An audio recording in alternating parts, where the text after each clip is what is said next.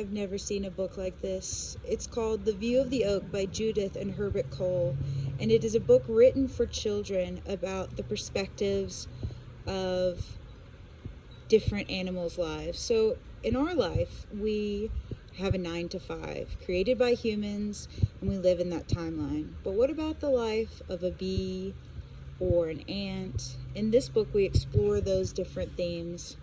And it's kind of a longer book, so I might have to break it up. It's illustrated by Roger Bayless, and it's one of the most fantastic books I've ever read. This book was inspired by Jacob von Ulix's essay, A Stroll Through the World of Animals and Men, a picture book of invisible worlds. Though our work is quite different from von Ulix's essays, his writings have given us focus to our efforts, and his ideas have helped form our thinking. This was written in 1977, and they just don't make books like this anymore. I was inspired to read this because my friend, who is an illustrationist who works with illustrations for bugs, and after I met her, I was immediately reminded of this book and how important it is to share this, because I haven't seen this book online read aloud, and it's very important to share. We don't want to lose media, and this is one way we can keep it forever. Worlds. We know that there is not one space and one time only, but there are many spaces and times as there are subjects, as each subject is contained by its own environments, which possess its own space and time. Jacob von Ulixel, Theoretical Biology. Our dog Sandy is a golden retriever. He sits in front of our house all day, waiting for someone to come by and throw him a stick. Chasing sticks or tennis balls and bringing them back is the major activity in his life. If you pick up a stick or a ball to throw, he acts quite strangely. He looks at the way your body is facing, and soon as you throw something, he runs in the direction you seem to throw it.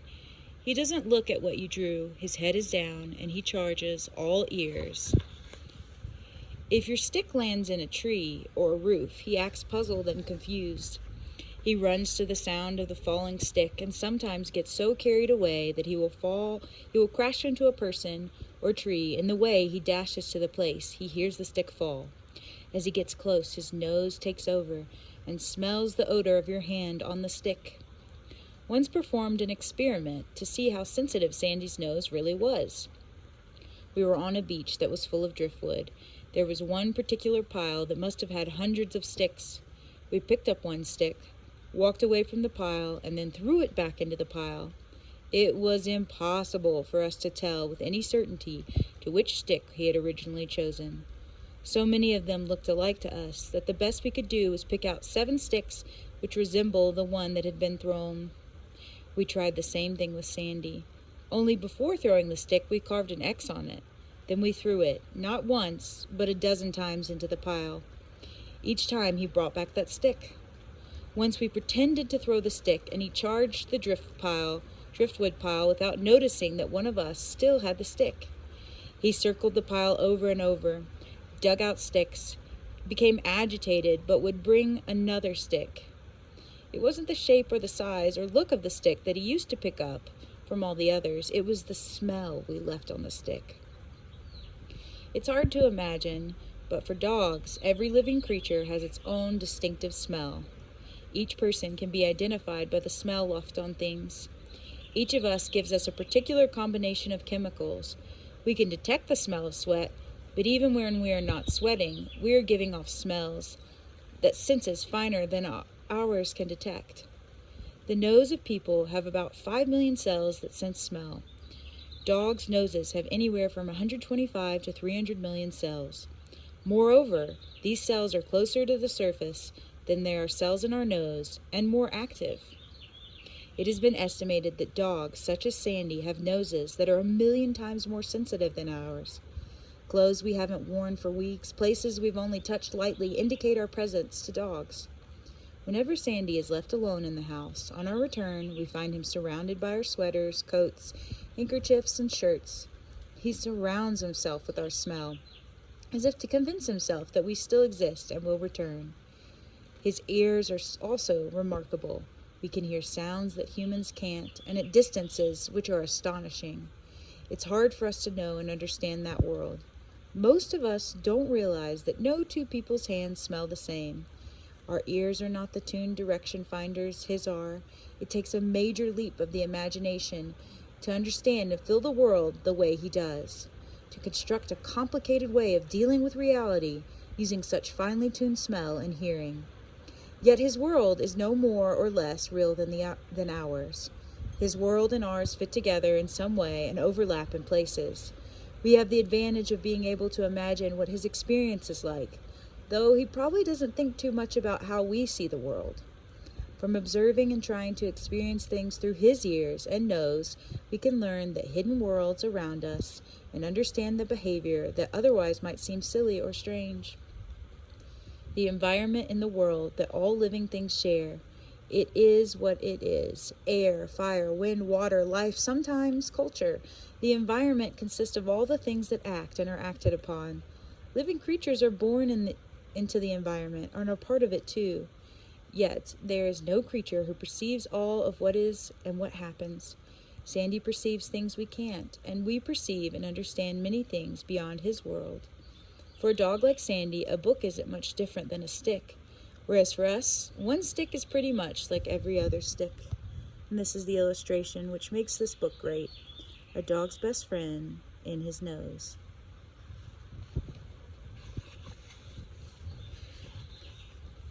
There is no world experienced by all living creatures. Though we all live in the same environment, we make up many worlds. Jacob von Uexel wrote, "A stroll through the world of animals and men 45 years ago was one of the first people to try to imagine the world as lived and perceived by insects and animals. He created the word Umwelt to describe the world around a living thing as that creatures experience it. It's easier to understand why he had to create a new world instead of using one that already existed. There is no word in English or German that stands for the word of an animal as that animal experiences it. Words such as world, experience, nature, or reality won't do. Umwelt expresses something quite different. It stands for organized experience that is not shared by all creatures, but is special to each creature.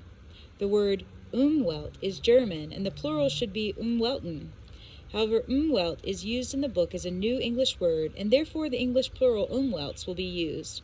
Also, it will not be capitalized or italicized." That's so funny. Think, for example, of an ant and a bee in a field of blooming flowers. The ant lives in a colony buried under the ground in a small part of the field. Though its entire life, it probably never travels from one end of the field to the other. It is the world, flowers in bloom, budding plants, trees, bushes are all obstacles to climb or bypass.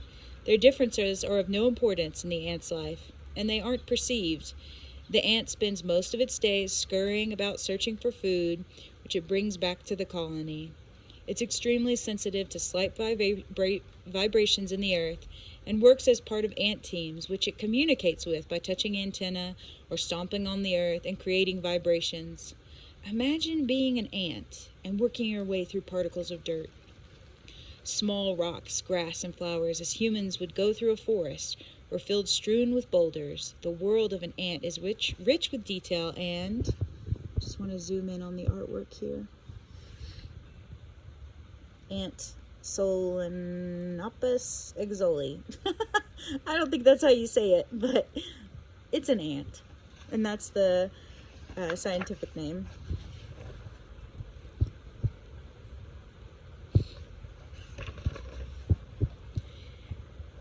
So what was the last sentence? It was, "The world of an ant is rich with detail and variation. However, many things going on in the field do not enter its world. Bees and ants do not usually cross paths. The field of blooming flowers is perceived in a special way by bees. They can smell the perfumes given off by flowers over great distances and can distinguish flowers by their scents. Some flowers are rich in pollen, others have very little. Bees choose the rich flowers first, and as soon as they pick up their scent, they fly towards them. As they get close to the flowers, they use visual as well as scent clues to find the flowers and estimate their numbers. Bees' eyes are particularly suited to identify and distinguish different flowers. According to experiments performed by Carl von Fisch, bees cannot distinguish the shapes shown here. These shapes, which resemble buds rather than blooming flowers, all appear as dark roundish shapes in the bee's world. On the other hand, bees have no difficulty telling the difference between these two flower shapes. In the world of the bee, the field appears full of indefinite circles or various flower shapes. The world is either blooming flower or the other. These pictures illustrate the field as a complex environment shared with the ant and other creatures, and as it appears in the world of a bee. Evanuexel's terms the ant and the bee described here share the same environment, but live in different umwelts. It is difficult to understand the umwelt of creatures that have different senses and sizes than ours. It is tempting to interpret animal life in terms of human images. An ant may be small in our minds, but a large or normal-sized being in its world. A bird that seems to be fluttering about in pain and confusion to us may merely be flirting with another bird. A menacing buzz of a bee or hornet may be nothing more than the sound they usually make when they're moving about. We have to be cautious and work our way slowly into the world of other animals. Patience is necessary, and silence. You have to learn to be in the presence of animals without disturbing them, and to be able to distinguish slight differences between animals of the same species. Suppose you try to observe the life of an ant. One way to go about it would be to capture an ant and watch how it functions in its jar. This would be a bad choice because an ant cannot live and perform in its ordinary life functions without being part of a community of ants. It would die of loneliness. Another way to study the ant would be simply to look at it. That is not as easy as it sounds. To follow a single ant with our eyes and not lose it under a leaf or get it confused with other ants around it takes intense concentration. You can start by observing for a few minutes at a time and slowly build up your stamina. You have to heighten the awareness of your senses at the same time as relaxing. Observing animals is almost a form of meditation. To get an idea of how involved a person can get in the lives of animals, listen to Nico Tinbaran, one of the greatest students of animal behavior, describe how he uncovered the life of a bee-killing wasp. On a sunny day in the summer of 1929, I was walking rather aimlessly over the sands, brooding and a little worried. While walking about, my eye was caught by the bright orange-yellow wasp. It was busying itself in a strange way on the bare sand. With brisk, jerky movements, it was walking slowly backwards, kicking the sand behind it as it proceeded. The sand flew away with every jerk. I stopped to watch it and soon saw that it was shoveling sand out of the burrow. After 10 minutes of this, it turned around and now facing away from the entrance began to rake loose and over it. In a minute, the entrance was completely covered. Then the wasp flew up, circled a few times around the spot, describing wider and wider loops in the air, and finally flew off. I expected it to return with prey within a reasonable time and decided to wait. Sitting down on the sand, I looked round and saw that I had blundered into what seemed to be a veritable wasp town. I had not to wait long. I saw a wasp coming home. It was carrying a load, a dark object about its own size, a honeybee. I watched these wasps at work all through that afternoon and soon became absorbed in finding out what exactly was happening in this busy insect town. This day, as it turns out, was a milestone in my life. For several years to come, I was able to spend my summers with these wasps, first alone, then with an ever-growing group of co-workers, most of them zoology students at the University of Leiden. Settling down to work, I started spending the wasp working days, which lasted from 8 till 6 p.m. on the Philanthus Plains, as we called it.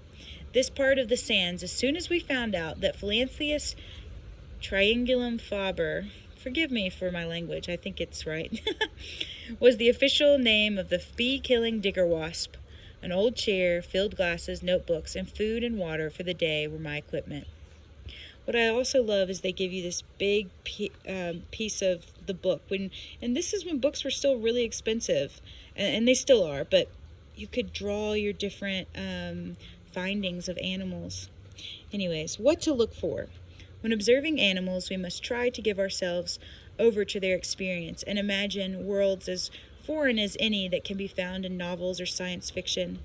It helps to focus on 3 aspects of experience that all animals have to deal with and organize to make their lives coherent.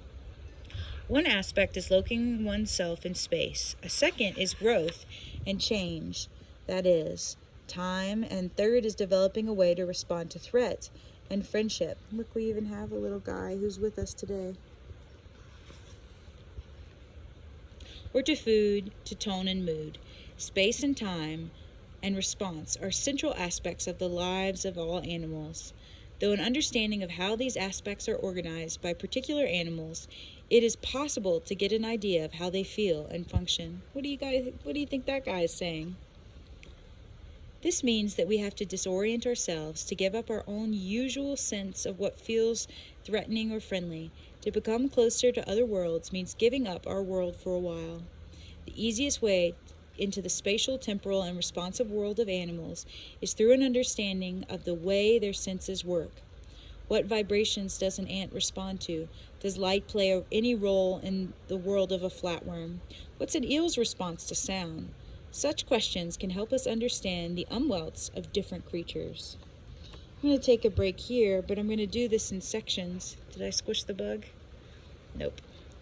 And that is part 1 of the view of the oak of Judith and Herbert Kohl.